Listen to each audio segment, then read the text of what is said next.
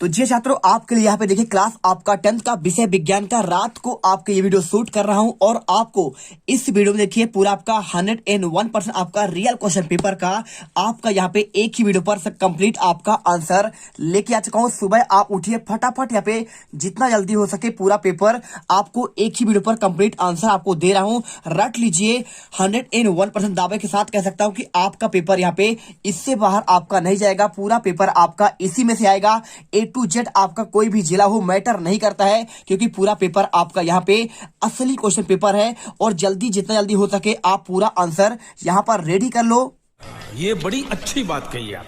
और यहाँ पे आप विज्ञान के पेपर में आप गर्दा उड़ा दोगे, इसकी हम गारंटी लेते हैं। चलिए फटाफट पूरा पेपर और उसका आंसर आपको 20 से 25 मिनट आपको टाइम लगेगा और इतने में आप यहाँ पे पूरे विज्ञान के पेपर में गर्दा मचा देंगे। क्या बात है सर, क्या बात है सर, क्या बात, ये बात है। अरे सर क्या बात। देखिए, सबसे पहले अगर बात करूं मैंने तो आपका पार्ट 1 में मैंने इनके ऑब्जेक्टिव के आंसर आपको दे दिया था। और यदि आपने नहीं देखा है तो एक बार अच्छे से यहाँ पे देख लो। देखिए, सबसे पहले आपका यहाँ पे आता है क्वेश्चन 1। देखिए, प्रत्येक प्रश्न में दिए गए विकल्पों में आपको सही विकल्प आपको चुनकर लिखना है। तो 8 नंबर क्वेश्चन था, तो मैंने आपका इसका आंसर दे दिया था। यदि आपको रिवीजन के तौर पर आपको एक बार देखना है तो देख लीजिए, निम्नलिखित में से कौन सा गुण आपका प्राय धातुओं द्वारा प्रदर्शित आपका नहीं किया जाता। आंसर विद्युत संचालन। तो आपको देखिए चारों ऑप्शन में आपका यहाँ पे राइट आंसर आपका बीजांड होगा। इसके बाद देखिए पीएच स्केल की परास क्या होती है, तो आपको यहाँ पे 4 ऑप्शन दिए। आंसर आपका यहाँ पे 0 से आपका 14 होगा। और यहाँ पे दिया है तीसरा क्वेश्चन, अंडा का शीर्ष भाग कहलाता है। तो आपको इसमें आंसर आपको देखिए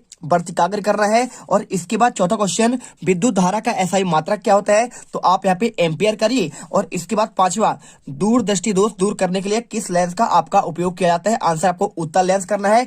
इसके बाद देखिए क्वेश्चन आपका यहाँ पे आता है 6 नंबर, मनुष्य की कोशिका में कितने आपका गुणसूत्र, कितने जोड़ी गुणसूत्र पाए जाते हैं। तो अगर इसका क्वेश्चन कोई आपसे पूछे तो आप यहाँ पे 23 जोड़ी कह दीजिएगा। इसके बाद श्वसन प्रक्रिया क्या है, तो आपका उष्मा शोषी और उष्मा छिपी आपका दोनों है। आंसर आप यहाँ पे 7 नंबर लगाएंगे। इसके बाद देखिए क्वेश्चन आपका दूसरा, रिक्त स्थानों की आपको पूर्ति करना है। तो पहला क्वेश्चन, तंत्रिका तंत्र की इकाई आपका होता है न्यूरॉन्स होती है। डीएनए का पूरा नाम डीऑक्सी न्यूक्लिक अम्ल होता है। और वस्तुओं को हम प्रकाश की उपस्थिति में देख सकते हैं। इसके बाद आपका लिखा है आकाश का आपका नीला रंग किसके कारण दिखाई देता है। आंसर आपको यहाँ पे प्रकीर्णन करना है। इसके बाद देखिए क्वेश्चन आपका आता है शुद्ध जल का आपका पीएच मान क्या होगा, तो शुद्ध जल का आपका पीएच मान आपका 7 होगा। इसके बाद देखिए आधात्मिक ऑक्साइड क्या होते हैं, तो आपका क्षारीय प्रकृति के होते हैं। पलकों का झपकना आपका अनैच्छिक क्रिया है। इसके बाद मैं बात करूं यहाँ पे आपका सही जोड़ी का, तो विभवांतर को आपको मिला देना है किससे, देखिए आपका बोल्ट से। और एमाइलेज को मिला देना है किससे, आपका एमाइलेज मिलेगा आपका यहाँ पे लार से। देखिए दूसरा नंबर लिखा हुआ है। इसके बाद आपका विद्युत आवेश किससे मिलेगा, तो विद्युत आवेश आपका मिल जाएगा यहाँ पे आपका यहाँ पे कूलाम से। देखिए तीसरा पॉइंट। और इसके बाद आपका यहाँ पे चौथा, इंसुलिन आपका मिलेगा अग्नाशय से। चौथा देखिए आपको इसमें मिलाना है। और आपका यहाँ पे ओजोन परत पांचवा आपको मिलाना है किससे, यहाँ पे आपका परावैंगनिक किरणों से। और आकाश का नीला रंग दिखाई देता है किसी कारण, तो आपको मिला देना है आपका यहाँ पे 6 नंबर आपको प्रकीर्णन से। और इसके बाद वर्ण विक्षेपण आपका दिया गया है, तो वर्ण विक्षेपण आपका यहाँ पे पृथ्वी से आपको यहाँ पे मिला देना है। ठीक है, चलिए अब इसके बाद आपका आता है यहाँ पे एक वाक्य में आपका उत्तर देना। तो लिखा है लिंग निर्धारण करने वाले गुणसूत्र को क्या कहते हैं, तो आंसर आपका पे लिंग गुणसूत्र। और आकस्मिक हार्मोन किसे कहते हैं, तो आप यहाँ पे एड्रीनेलिन कर दीजिएगा। इसके बाद देखिए पराग कोष से पराग कणों का वर्तिकाग्र तक पहुंचने की घटना कहलाती है परागकण, परागण होगा। और मनुष्य के कंकाली तंत्र की तंत्रिकाओं की संख्या कितनी होती है, आपका 12 जोड़ी। और इसके बाद देखिए विद्युत परिपथ की सुरक्षा के लिए प्रयुक्त युक्ति का नाम आपका फ्यूजतार होगा। और इसके बाद वाहनों में पीछे का दृश्य देखने के लिए किस दर्पण का उपयोग करते हैं, उत्तल लेंस करना है। इसके बाद देखिए यहाँ पे आपका रेफ्रिजरेटर में अग्निशामक के उपयोगी कार्बन का नाम आपको क्लोरोफ्लोरोकार्बन यानी आपको सीएफसी करना है। इसके बाद देखिए क्वेश्चन आपका आता है 5वां, वायु में जलाने से पहले मैग्नीशियम रिबन को साफ क्यों किया जाता है। तो आपका देखिए क्वेश्चन का आंसर आपको दिखाते हैं। तो यहाँ पे आपका देखिए क्वेश्चन आपका वायु जलाने से पूर्व मैग्नीशियम रिबन को साफ क्यों किया जाता है। आपको पूरा आंसर यहाँ से लेकर आपको यहाँ पे अच्छे तक आपको इसे याद करना है। और इसके बाद देखिए अध्यात्मक क्वेश्चन, देखिए आपको यहाँ पे लोहे के कील को कॉपर सल्फेट के विलयन में डुबोया जाता है, तो विलयन का रंग क्यों बदल जाता है। तो आपको इसका आंसर देखिए यहाँ पे आपको प्रॉपर दिया गया है। आप अच्छे से यहाँ पे आंसर पूरा कर लीजिएगा, अच्छे से रट लीजिएगा। यदि आप टॉपर बनना चाहते हैं वीडियो को दिल से लाइक कर दीजिएगा, क्योंकि आपके लिए इतना मेहनत कर छात्रों, तो आप यहाँ पे दिल से वीडियो लाइक तो कर ही सकते हैं यार। देखिए इसके बाद आपका यहाँ पे क्वेश्चन आपका दिया गया है छठा, विद्युत के तार आपके धातु के क्यों आपके बनाए जाते हैं? और लोहे के जंग से बचाने के आपको 2 उपाय लिखना है। तो यहाँ पर उत्तर देखिए, आपका क्वेश्चन दिया गया है विद्युत तार धातु के क्यों बनाए जाते हैं, तो उत्तर में आपको लिखना है तांबा इसके लिए सबसे आपका उपयुक्त है, क्योंकि सोना और चांदी विद्युत का अच्छा चालक होने के साथ साथ उष्मा के भी आपके अच्छे चालक होते हैं। इस कारण चांदी और सोना में तारों में विद्युत शक्ति का आपका बहाव आपका जो होता है बहाव आपका अधिक होता है। तो आपको आंसर आपको यहां से लिखकर सॉल्यूशन आपका जहां पे लिखा है यहां तक आपको लिख देना है। चलिए इसके बाद क्वेश्चन देखिए, तो चलिए आपको अथवा का आंसर लेते हैं। तो आपको अथवा का आंसर आपको यहाँ पे देखिए सिंपल तरीके से आपको लिखना है। देखिए लोहे के जंग से बचाने 2 तरीके, आपका पहला होता है यशत लेपन, ठीक है। तो आपका यहाँ पे यशत लेपन को आपको विद्युत लेपन भी कहते हैं। तो लोहे पर आपका यहाँ पे जस्ते की परत चढ़ाना यहाँ पे आपका यशत लेपन कहलाता है, या फिर आपको इसे गैल्वेनीकरण भी कह सकते हैं। और दूसरा पॉइंट आपका यहाँ पे देखिए क्या लिखा है, यहाँ पे क्रोमियम आपका लेपन। तो क्रोमियम लेपन क्या होता है, लोहे पर आपका क्रोमियम की परत चढ़ा देते हैं। तो आपको यहाँ पे संक्षारण के आपके 2 तरीके पूछे या फिर आपका लोहे को जंग से बचाने के 2 तरीके, आंसर आपको एक ही आपको यहाँ पे करना है। चलिए इसके बाद आपका नेक्स्ट क्वेश्चन, इसके साथ आपका एक वेरी मोस्ट आपका आईएमपी क्वेश्चन यहाँ पे आपके हर जिले के लिए देखिए, आपको धातु और अधातु में आपको 2 अंतर अच्छे से आपको याद कर लेना है, ठीक है। तो धातु क्या होते हैं, ये अपचायक होती हैं, और धातु देखिए आपका ठोस होते हैं, अधातु आपका क्या है आपका यहाँ पे नरम होती है। और इनमें ऑक्साइड आपका क्षारीय होता है, और इसमें आपका अम्लीय या फिर उदासीन होते हैं। और यहाँ पे आपको इस प्रकार से आपको आंसर करना है धातु और अधातु में। तो आप पढ़ लीजिएगा, साथ में आपका अमलगम क्या है, यहाँ पे देखिए कुछ क्वेश्चन लिखे हैं आपके यहाँ पे। आघात वर्धनीयता क्या है, सोडियम को केरोसिन में डुबोकर आपका क्यों रखा जाता है, ये क्वेश्चन आपको अच्छे से यहाँ पे देख लेना है, क्योंकि ये क्वेश्चन आपके पेपर में यहाँ पर आएंगे आपका, ठीक है। चलिए इसके बाद आपका नेक्स्ट क्वेश्चन देखिए आपको क्या आता है यहाँ पे। 7वां क्वेश्चन, अपमार्जक और साबुन में आपको 2 अंतर बताना है, और हाइड्रोजन क्या है आपका, इसका भी आंसर बताना है। तो देखिए आप इसमें आपका अच्छे से आप यहाँ पे देखिए संक्षारण यानी आपको लोहे को जंग से आपको बचाने के 2 उपाय लिखने जाते हैं। तो आप यहाँ पे देखिए, यहाँ पे आपका यशत लेपन आपका लिखा ही गया है, साथ में आपका यहाँ पे पेंटिंग के द्वारा आपका ये भी क्वेश्चन आपको यहाँ पे दिया गया है, ठीक है। तो आप यहाँ पे अच्छे से कर लेंगे। इसके बाद देखिए यहाँ पे आपका धातु अधातु में आप अंतर यदि भौतिक गुणों के आधार पर याद करना चाहते हैं तो आप इसे कर लीजिएगा। ये क्वेश्चन आपका 101% आपका पेपर में यहाँ पे आने वाला है, ठीक है। तो पूरा कर लीजिएगा। ठोस होते हैं, और यहाँ पे आपका देखिए ये सुचालक होते हैं, ये कुचालक होते हैं, और यहाँ पे आपका कुछ आपका उदाहरण यहाँ पे आपको लिख देना है ना। संक्षारण पूछे तो आप इसे भी कर दीजिएगा। इसके बाद आपका जो क्वेश्चन यहाँ पे आता है, यहाँ पे अपमार्जक और साबुन में 2 अंतर, तो इसका आंसर देखिए आपको यहाँ पे ये मिल जाएगा। तो आपको साबुन के बारे में देखिए पूरा आंसर लिखा है, साबुन वसा अम्लों के आपको उच्च सोडियम और पोटेशियम लवण है, जबकि आपके अपमार्जक क्या है, एल्काइल अम्लों के आपका लंबी श्रृंखला वाले आपका सोडियम लवण है। बस आपको यहाँ पे ये देखिए आपका झाग नहीं देता साबुन, लेकिन आपका यहाँ पे अच्छा झाग देते अपमार्जक, ठीक है। और देखिए साबुन समानता धोने के लिए अधिक आपके उपयुक्त नहीं होते, लेकिन आपके अपमार्जक यानी कपड़ों को धुलाई के लिए आपका यहाँ पे अपमार्जक यानी आपका निरमा आपका जो बनाया जाता है, यहाँ पे घली निरमा आपका अपमार्जक कहलाता है। आपको याद कर लेना है। और इसके साथ देखिए यहाँ पे आपका अभिलेय पदार्थ बनाते हैं कैल्शियम और मैग्नीशियम मिलकर, और यहाँ पे कैल्शियम मैग्नीशियम आपका यहाँ पे अभिलेय पदार्थ नहीं बनाते हैं। इसके बाद देखिए क्वेश्चन आपका यहाँ पे हाइड्रोकार्बन के आपका ये पूछा गया है, तो इसका आंसर आपको यहाँ पे ये मिल जाएगा। देखिए हाइड्रोकार्बन क्या है, तो ऐसे कार्बनिक यौगिक जो केवल कार्बन और हाइड्रोजन से मिलकर बने होते हैं हाइड्रोकार्बन कहलाते हैं, जैसे मेथेन, एथेन, एथीन, एथाइन और बेंजीन आदि आपके यहाँ पे क्या है आपके हाइड्रोकार्बन है। इसके बाद देखिए आपके प्रकार की अगर कोई क्वेश्चन पूछेगा तो आपका संतृप्त और आपका असंतृप्त आपका हाइड्रोकार्बन होता है, आप इसे पढ़ लीजिएगा। इसके साथ देखिए क्वेश्चन आपका यहाँ पे जो आपके मोस्ट है, ठीक है, आपको मैं बता दे रहा हूँ, आपको यहाँ पे अलग वाले जिले में आपके आएंगे एस्टरीकरण, तो यहाँ पे आप एस्टरीकरण पढ़ लीजिएगा। साथ में आपका किण्वन वाला क्वेश्चन भी आप एक बार यहाँ पे वीडियो को पॉज करके देख लीजिएगा और पढ़ लीजिएगा, ठीक है। चलिए इसके बाद देखिए क्वेश्चन आपका इसमें कुछ है नहीं, आपका साबुन का है, तो साबुन के बारे में अगर कोई आपसे पूछे तो देखिए हाइड्रोजनीकरण आपका क्या है और इसका आपको औद्योगिक आपका प्रयोग क्या है, तो ये क्वेश्चन आप यहाँ पे एक बार देख लीजिएगा। ऑक्सीकरण आपका क्या है यहाँ पे दिए लिखा है, और इसके साथ आपका इसमें कुछ खास क्वेश्चन आपका है नहीं, तो यहाँ पे आपको सिंपल तरीके से इतना ही देखना है। और आपका एक क्वेश्चन आपका यहाँ पे और दिया गया, देखिए कौन सा, बस आपका इतना ही है, ठीक है। तो आप यहाँ पे इस प्रकार से आप क्वेश्चन यदि देख लेंगे तो आपके पूरे नंबर आपको मिलेंगे। अब क्वेश्चन 8वां दिया है, मनुष्य के उत्सर्जन तंत्र का आपको नामांकित आपको चित्र बनाना है। साथ में देखिए अगर मैं इसके आंसर की बात करूं तो देखिए आपको इसका आंसर आपको सिंपल तरीके से आपको यहाँ पे ये वाला आपको चित्र बनाना है, और चित्र बनाने के बाद आपको यहाँ पे पूरा आंसर इसको आपको लिख देना है, ठीक है। यदि आपको यहाँ पे समझ में ना आ रहा हो तो आप यहाँ पे देख सकते हैं, पूरा आप यहाँ पे बढ़ाकर आपको यहाँ पे दिखा दे रहा हूँ। आपको बायां वृक्क धमनी, बायां वृक्क शिरा महाधमनी, मूत्रवाहिनी, मूत्राशय मार्ग आपको यहाँ पे बना लेना, ठीक है। तो आपका मानव उत्सर्जन तंत्र आपको यहाँ पे बन जाएगा। और इसके अलावा आपका इसमें जो क्वेश्चन आपका महत्वपूर्ण है कौन कौन सा है, देखिए आपको यहाँ पे एक मानव श्वसन तंत्र का आपको चित्र पढ़ लेना है। आपका ये क्वेश्चन भी आपका अन्य जिलों पर आ सकता है। इसके अलावा आपका यहाँ पे एक आ सकता है आपका पाचन तंत्र का, ठीक है। तो आप इसमें आप ये भी क्वेश्चन आप देख लीजिएगा।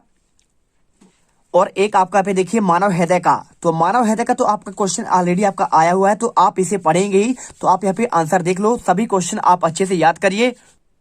तो यहाँ पे आपको आंसर पूरा आपको यहाँ पे ये करना पड़ेगा। देखिए मनुष्यों में ऑक्सीजन तथा कार्बन डाइऑक्साइड का परिवहन श्वसन कहते हैं और प्रक्रिया में फेफड़े द्वारा संपन्न की जाती है। फेफड़े में सांस द्वारा पहुंची हुई वायु होमोग्लोबिन ऑक्सीजन को ग्रहण कर शरीर के सभी कोशिकाओं तक पहुंचाती है। इस प्रकार शरीर के विभिन्न अंग तक आपका पहुंचता है। CO2 हमारे ग्लूकोज के खंडित होकर ऊर्जा में बदलने का कार्य करता है और CO2 रक्त के संपर्क में आने पर प्लाज्मा में घुल जाता है। CO2 प्लाज्मा के द्वारा शरीर के पूरे रक्त में वायु में चली जाती है और नास द्वारा बाहर कर दी जाती है, ठीक है। चलिए आंसर कर लीजिए।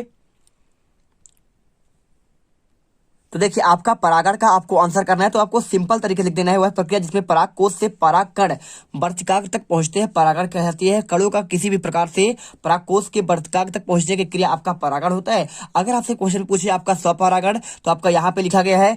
और इसके साथ देखिए आपका यहाँ पे अगला क्वेश्चन आपका लिखा गया है, देखिए पर परागण, तो आप इसे भी कर सकते हैं। और इसके अलावा आप चाहो तो यहाँ पे देखिए बहुत सारे क्वेश्चन है। यहाँ पे निषेचन है, अंकुरण है, ऋतुस्राव है। तो ये क्वेश्चन आपका ऑलरेडी यहाँ पे आपका पेपर में इसी में आने वाला है। देखिए क्वेश्चन आपका 10वां आपका यही वाला आने वाला है, तो आपको इसका भी आंसर आपको मिल जाएगा, टेंशन मत लीजिए। और बाकी आपको यहाँ पे देख लीजिए द्विखंडन आपका यहाँ पे क्वेश्चन पूछिए तो आप कर दीजिएगा।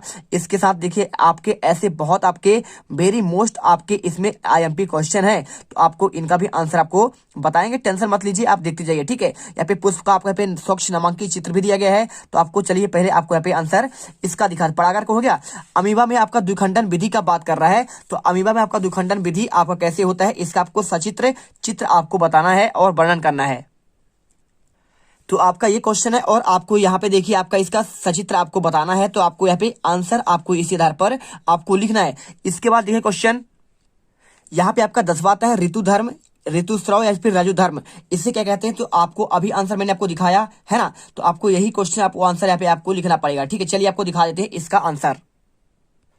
तो यहाँ पर देखिए आपको आंसर पूरा आपको यहाँ पे आपका दिया गया है। ऋतुस्राव के बारे में आप अच्छे से यहाँ पे लिख दीजिएगा पूरा आंसर। और इसके बाद आपका दिया है क्वेश्चन मेंडल के प्रभाविता के नियम को समझाइए। तो अगर आप इसका नियम आंसर लिखना चाहते हैं तो आपको यहाँ पे ये मिल जाएगा, मेंडल के आपका प्रभाविता का आपका नियम मिल जाएगा। तो इस नियम के अनुसार जब विपरीत लक्षणों को एक जोड़े को ध्यान में रखकर क्रॉस कराया जाता है तो पहली पीढ़ी में केवल आपका प्रभावी गुण ही आपके दिखाई देते हैं। और यह आपका प्रक्रिया प्रवृत्ति प्रभाविता या फिर आपका नियम आपका क्या कहलाता है, प्रभाविता का आपका नियम कहलाता है। इसके साथ आप चाहो तो इसमें आपको क्या आपको याद करना है, देखिए यहाँ पे आपको अनुवांशिकी से क्या समझते हैं आप इसे याद कर लीजिएगा। और अनुवांशिकता क्या है, अनुवांशिक लक्षण किन्हें कहते हैं, तो आप इनको अच्छे से एक बार देख लीजिएगा, ठीक है।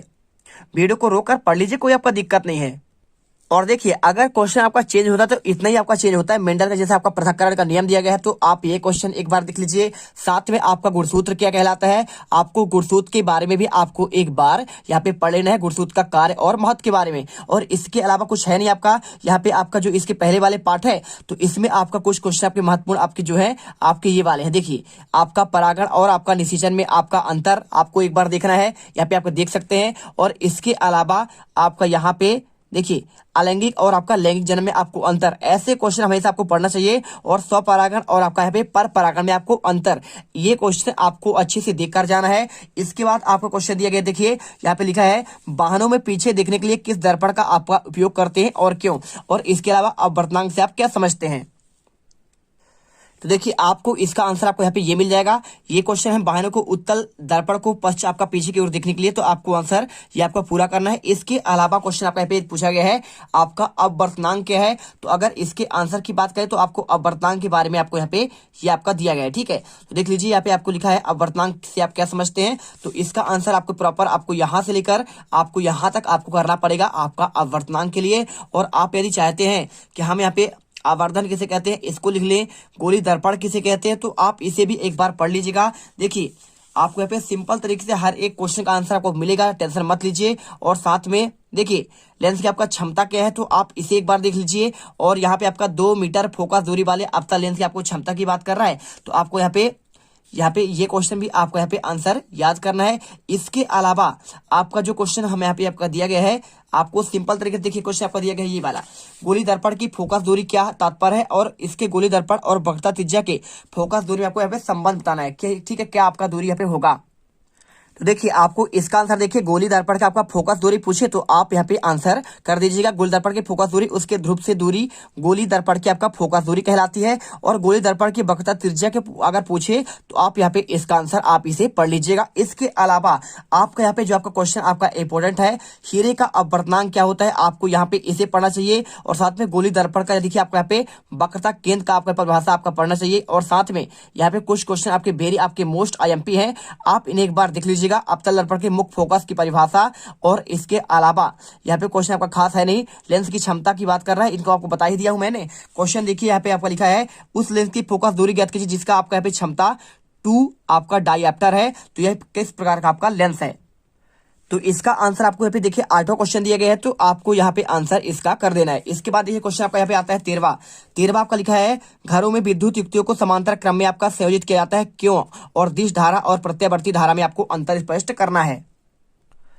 तो आपका क्वेश्चन आपका सेम क्वेश्चन आपका यहाँ पे ये वाला होगा। तो देख लीजिए, घरेलू परिपथ में समांतर क्रम में उपकरणों को संयोजन क्यों किया जाता है, तो इसका आंसर लिख दीजिए। और इसके अलावा देखिए क्वेश्चन आपका 8वां क्वेश्चन दिया है, दिष्ट धारा और आपका प्रत्यावर्ती धारा में आपको अंतर बताना है। तो यहाँ पर देखिए आपका पॉइंट बाय पॉइंट प्रत्यावर्ती धारा और आपका दिश धारा, तो आपका यहाँ पे 3 पॉइंट आपको दिए गए हैं, आप इसे अच्छे से यहाँ पे कर लीजिएगा। ये आपका यहाँ पे कर्व के रूप में ऊपर नीचे होता है और आपका यहाँ पे समानांतर जाता है। ठीक है, तो आप आंसर यहाँ पे आप इसको करिए। इसके बाद देखिए क्वेश्चन आपका क्या आता है, देखिए आपका जो क्वेश्चन दिया 14 नंबर, दिश धारा का आपका विद्युत जनित का चित्र की बात कर रहा है। तो आपको यहाँ पे चित्र आपको ये वाला बना देना है। देखिए विद्युत आपका जनित आपका यही है, DC है ना, जिसे कहते हैं।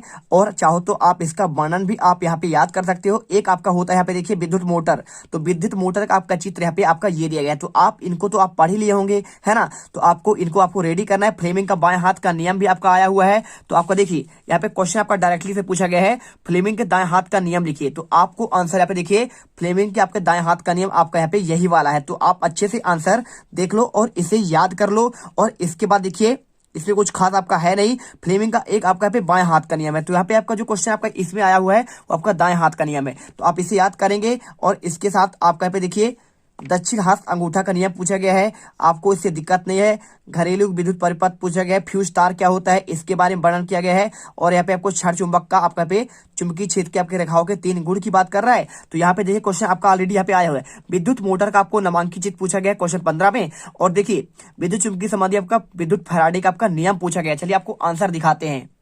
तो यहाँ पे ये देखिए डायरेक्टली आपका क्वेश्चन आपका अभी मैंने बताया था, वही क्वेश्चन आप यहाँ पे पेपर में भी आपका आ चुका है। तो आप इसे अच्छे से याद करिए। और विद्युत चुंबकीय प्रेरण के फैराडे का नियम की बात कर रहा है। तो देखिए आपको पे विद्युत क्षेत्र का पहला आपको परिभाषा आपको अच्छे से याद करना है। ठीक है, इसके अलावा यहाँ पे विद्युत चुंबकीय प्रेरण का आपका नियम जो होता है इसे आपका फैराडे का आपका नियम कहते हैं। तो आप यहाँ पे चौथे का भी आंसर आप यहाँ पे रेडी कर लो। इसके बाद क्वेश्चन देखिए 15वां आपका हो गया। 16वां देखिए ओजोन परत क्या है और आपका क्यों छेद हो रहा है, उत्पादक किसे कहते हैं। तो चलिए आपको इसका आंसर देते हैं।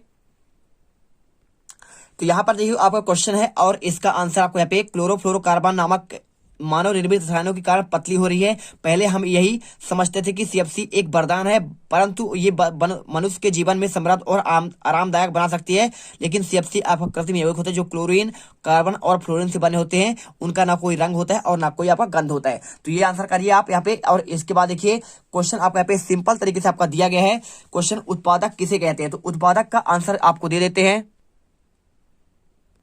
तो यहां पर देख सकते हैं इसका आंसर की बात करें,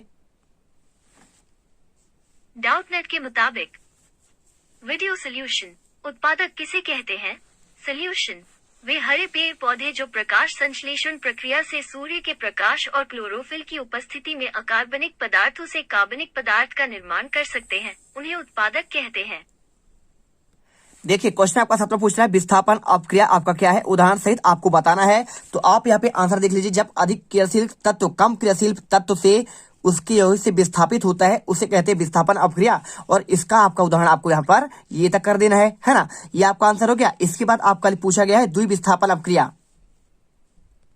और अगर आपको द्विविस्थापन का आप कोई पूछे तो आप यहाँ पे लिख लीजिए, देखिए द्विविस्थापन अपक्रिया में यहाँ से लिखना है आपको, द्विविस्थापन अपक्रिया में अपकारकों के बीच आपका यहाँ पे आयनों का आदान प्रदान होता है। और उदाहरण में आपको देखिए, आपको यहाँ पे आंसर यहाँ पे आपका ये लिख देना है। चलिए इसके बाद आपको क्वेश्चन आता है, अगर आपसे कोई पूछे रेडॉक्स अपक्रिया क्या है तो आप यहाँ पे ये क्वेश्चन आप रेडी कर सकते हैं। अगर आपसे कोई पूछे संतुलित रासायनिक समीकरण क्या है तो आप यहाँ पे आंसर इसको आपको ये कर सकते हैं। देखिए आपका दूसरा पेपर है, उसमें आपके ये क्वेश्चन और आपके ये क्वेश्चन आपने ऑलरेडी दिए हैं। इसके अलावा आपका देखिए उसमें आपका यहाँ पे 5 क्वेश्चन आपका ये दिया गया है, तेल और वसा युक्त नाइट्रोजन से प्रभावित क्यों होता है, और इसके साथ उष्मा छिपी और आपका यहाँ पे उष्मा शोषी अपक्रिया पूछा गया है। यहाँ पे कि शोषण को उष्मा छिपी अपक्रिया क्यों कहते हैं, तो आप इसे पढ़ लीजिएगा।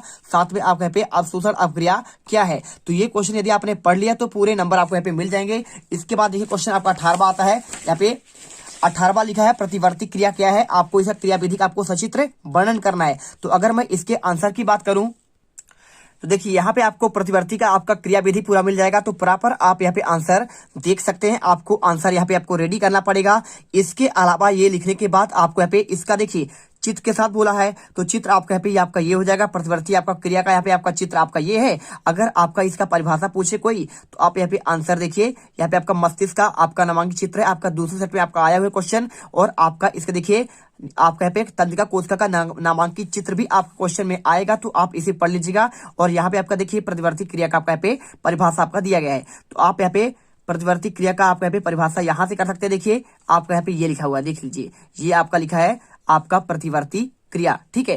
तो आप यहाँ पे आंसर सिंपल तरीके से आप यहाँ पे कर सकते हैं। प्रतिवर्ती क्रिया यानी यहाँ पे आपका प्रतिवर्ती चाप या फिर आपका प्रतिवर्ती क्रिया, आपका वात आपका एक ही है, ठीक है। चलिए और आपका देखिए मनुष्य के मस्तिष्क की बात कर रहा है, तो इसका आंसर तो आपको अभी मिल गया है। ये देखिए आपका यहाँ पे मस्तिष्क का नामांकित चित्र आपको यहाँ पे यहीं पे दिया है, तो आप यहाँ पे इसी सेट पे आपका आया हुआ है, तो आप इसे भी अच्छे से यहाँ पे याद कर लीजिए। पूरा आप अच्छे से रोक कर अच्छे से कॉपी पर लिख लीजिए। इसके बाद क्वेश्चन निकटवर्ती दोष किसे कहते हैं, आपको इसका सचित्र आपको समझाना है। तो अगर मैं इसके आंसर की बात करूं